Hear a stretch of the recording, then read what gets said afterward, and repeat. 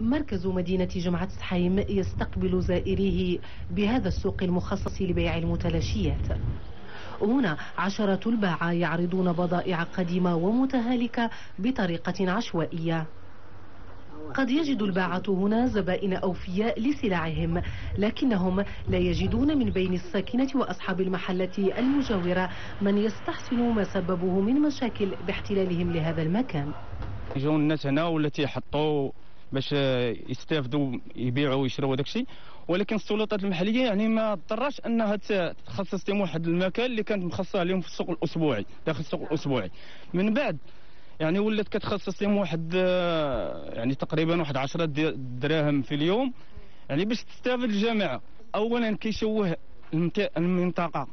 المنطقه ويعني كيخلق واحد الاكتظاظ وكيخلق واحد يعني واحد النوع من الهراج وداك الشيء.